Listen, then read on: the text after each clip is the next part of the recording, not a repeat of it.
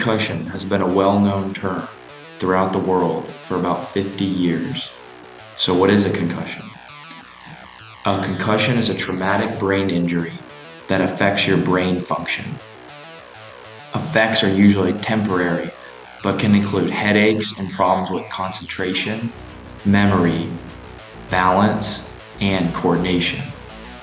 Concussions are caused usually while playing contact sports such as football, hockey, and rugby.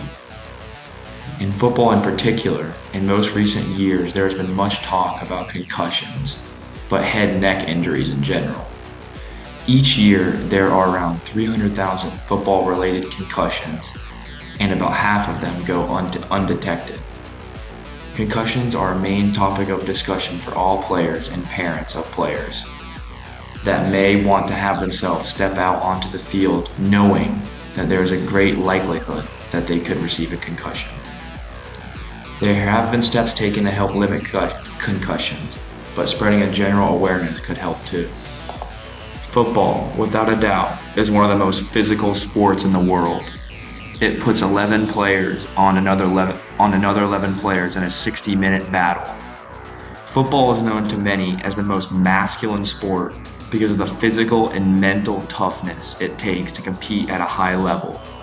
Of course, this can help build character and that you can take it in later in life in your job, or as they say, when the going gets tough, you have to push through to break barriers.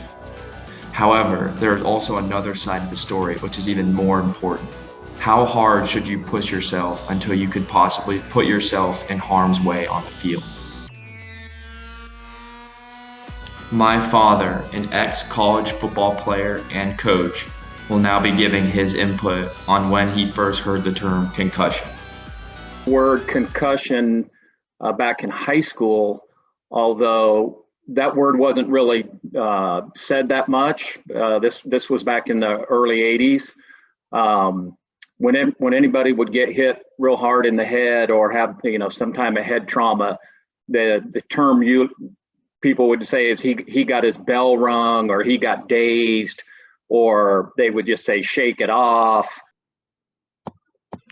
Some short-term effects of concussions can be nausea, vomiting, headache, or blurry vision, and usually take a few weeks to fully recover.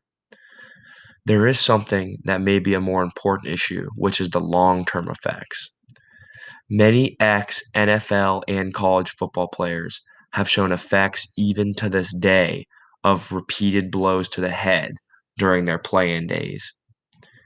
Ex-players such as Aaron Hernandez and Junior Seau have committed suicide, and studies have been done to show that they have suffered from a disease known as chronic traumatic encephalopathy, also known as CTE, that degenerates the brain and, if severe enough, can cause rapid changes in behavior.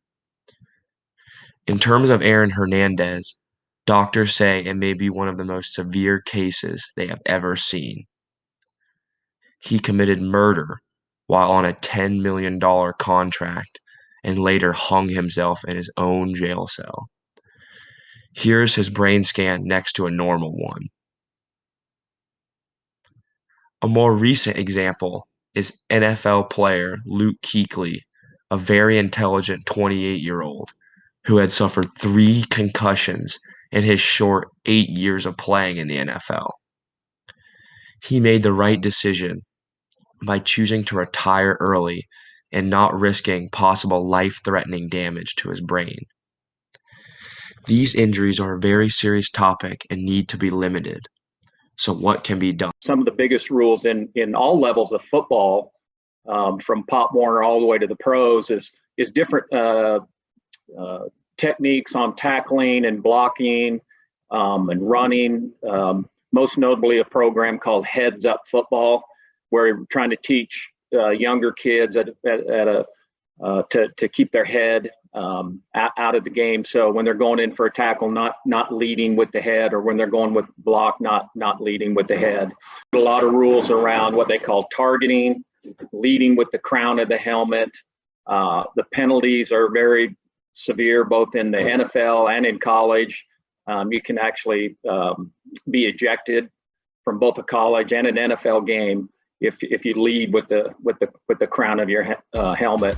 These are just some of the most current ways that concussions are trying to be limited.